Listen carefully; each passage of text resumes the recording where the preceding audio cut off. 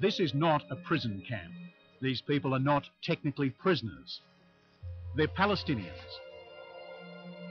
But every morning that they come to work in this Jewish settlement in the Gaza Strip, they're searched for weapons, for bombs, knives or guns. The settlers' chief of security collects their ID cards at the gate, while Israeli soldiers do the body searches. It's just after 6 o'clock in the morning. Gaza is a crowded, violent place where 1 million Palestinians are hemmed in with a few thousand Jewish settlers. Gaza is not part of Israel, but since the Israeli army occupied it in 1967, it's been in charge and it still rules.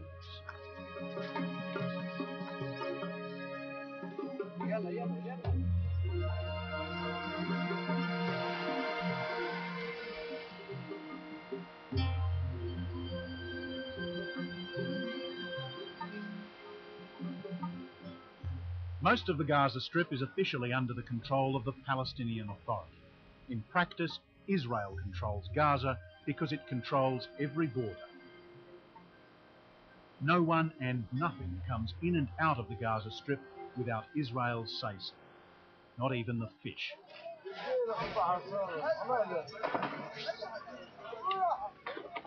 The sardine catch is down today. The fishermen say they need to go further offshore at this time of the year, but the Israelis won't let them.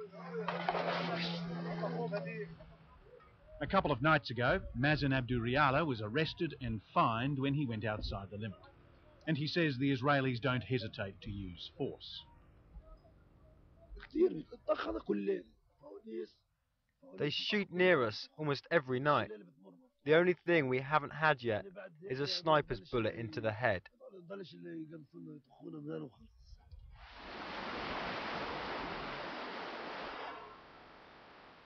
Every evening as the fishing fleet heads out, they're shadowed by an Israeli patrol boat. Israel is rightly concerned that weapons could be smuggled in, but its strategy punishes the innocent along with the guilty.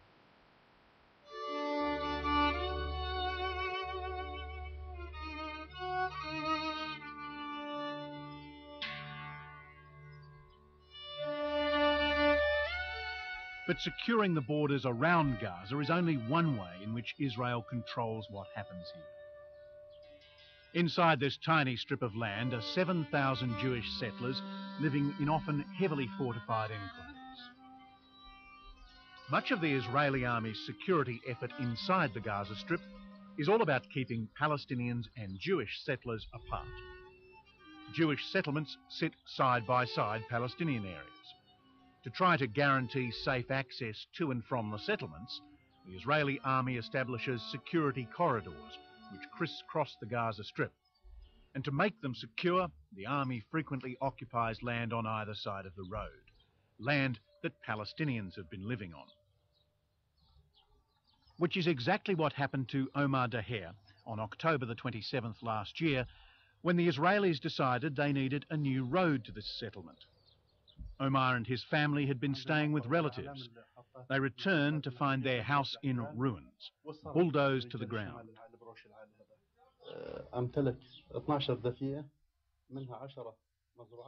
I used to have 12 greenhouses, 10 for tomatoes, another for peppers, and 7 rooms in a house.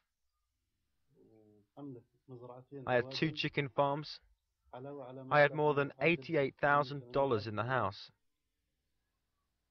It took them just 3 hours to destroy something which took me 30 years to build.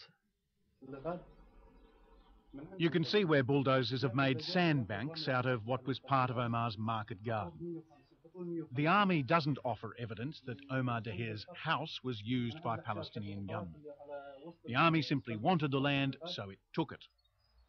Months later, his wife and 11 children are still living in 2 tents pitched on a relative's property. I'm nearly 50 years old. I'm finished. Look at my son. He's 6 years old. When he's 20, what's going to happen to him? I'll be dead. These arbitrary injustices are not rare. Dozens of houses, orchards and olive groves have been razed in recent months. One of the most extraordinary cases is that of Hussein Al-Aidi. I'd like to show you his house. He'd like to show you his house, but that's difficult because he has the Israeli army living on the roof. You can see the camouflage netting around the top of it. Every now and then a few army jeeps escort buses and cars along the road in front, which leads to a Jewish settlement further inside Gaza. Hussein says he was told by Israeli security chiefs that they were occupying his house to protect Jewish settlers. At first, they said it would be temporary. But now, they say it depends on the settlement. The commanders come here. They tell me they won't be able to leave my house whilst the settlement remains. The family's every action is controlled by the soldiers. I can't leave the house without permission. My children can't go to school without permission. I can't visit my brothers nearby without permission. A soldier has to open and close the door for me.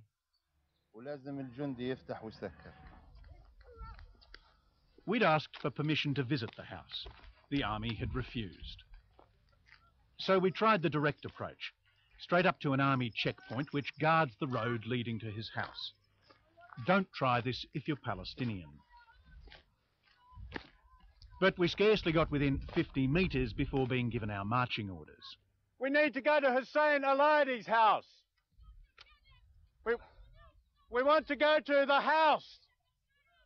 And since they have guns, common sense says this is as far as we go. Through the heat haze, you can see the extent of army operations. They're not just using the house for observation, they're firing from here.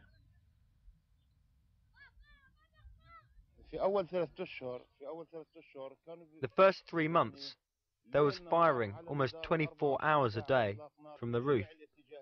It was sending us mad.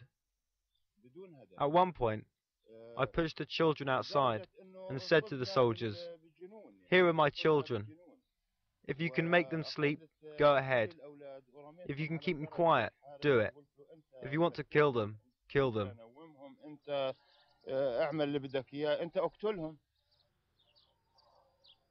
But perhaps most worrying of all, the army insists that there always be members of the family in the house. So I asked the Israeli army spokesman why they insisted on members of the house being there at all times. This house has been now used for 4 months by the Israeli army. The Palestinian side is looking at this house now as a target. So for security reasons, for our own security and for their own security, even if it seems a little bit illogical, irrational, we have asked them not to get out from the house altogether. But you are using them as human shields for the soldiers who are on the roof now. No, I categorically deny this statement, not at all. Well, how would you describe their role if it's not to prevent Palestinians firing upon Israeli troops? I will tell you something. It is their house. It is their house. They are living there. If they leave the house totally, for example, maybe they will say that we are going to occupy the house or to take the house, to steal the house from them. We don't want to steal the house. But why, I asked, didn't the army simply build its own tower or bunker somewhere nearby?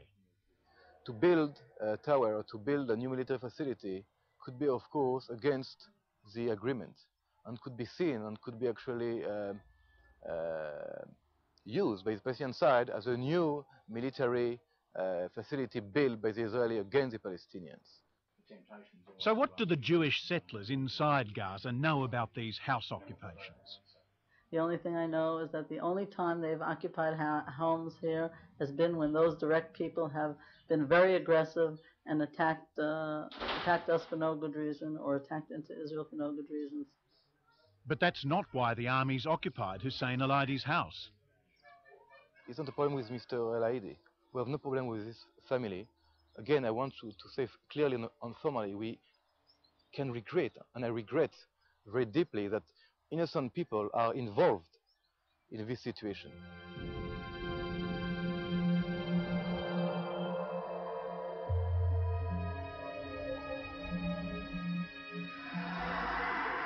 Israel's invasion of the Gaza Strip in 1967 is not recognised internationally. Palestinians claim that building settlements on occupied land contravenes the Geneva Convention. Netzer Hazani was the first permanent Jewish settlement in the Gaza Strip, and Anita Tucker is one of the original settlers. Arab culture is based on strength. There's this tremendous respect for strength. Whoever's the stronger party, the Arab culture respects them. If they're weak, they'll step all over them.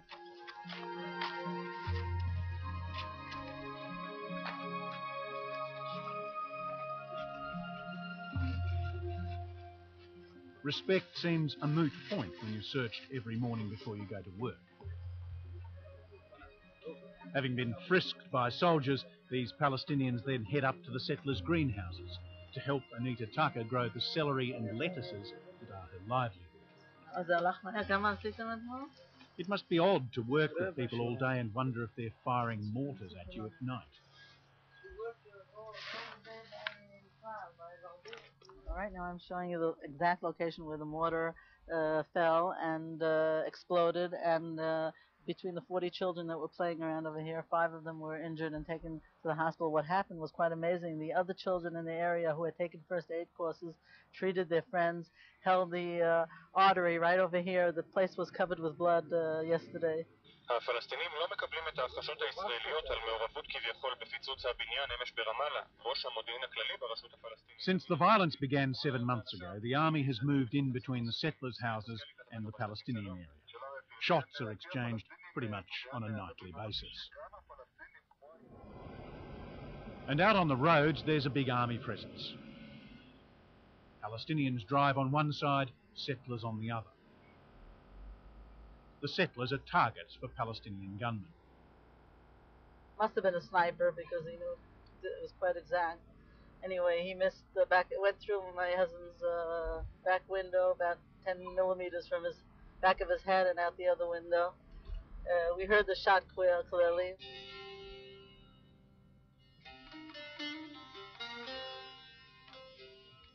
The people who live in these settlements are always on guard. They routinely carry weapons. There are soldiers on the gates. The settlers see themselves as the frontline troops in Israel's struggle for survival. They have political clout way beyond their number.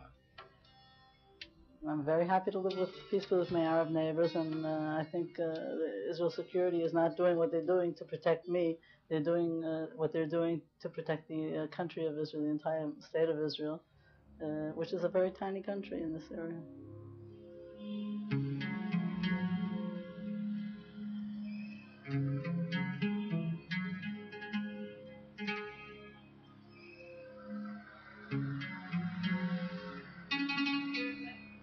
A million Palestinians, many living in the most squalid conditions, see 7,000 settlers occupying 20% of Gaza as the very core of their struggle.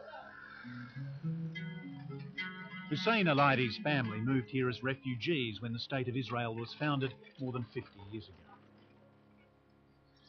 Now he's a prisoner in his own home, while Israeli tanks cruise up and down outside.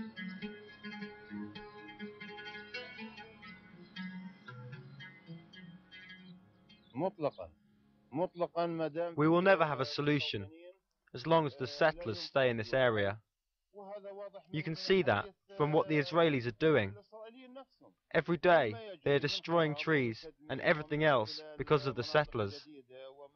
We will never have any solution as long as they are here. In a separate incident, Palestinian officials say Israeli soldiers have shot and killed a Palestinian teenager and wounded 14 others in the Gaza Strip. The whole settlement issue has moved centre stage again in this conflict. Palestinians say an end to settlement expansion is a condition of a ceasefire. Killing 1 Israeli and wounding more than 40. The new Israeli government is giving the settlements more money to help them grow. Less than a year ago, a different Israeli administration was prepared to abandon them as part of a final peace agreement. Anita Tucker's heard it all before. I've been asked this question for 25 years since I came here, and the only ones who talk to me about it are the reporters, and they come back every year and ask the same question, and I'm still here. So I hope that next year you're welcome to come back again and ask me the same question.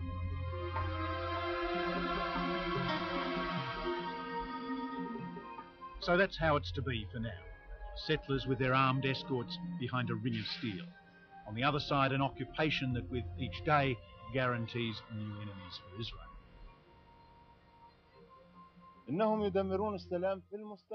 They're destroying any chance of peace in the future.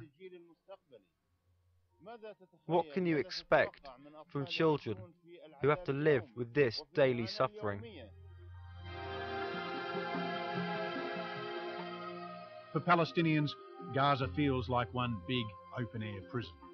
In truth, everyone who lives here is a captive of this conflict.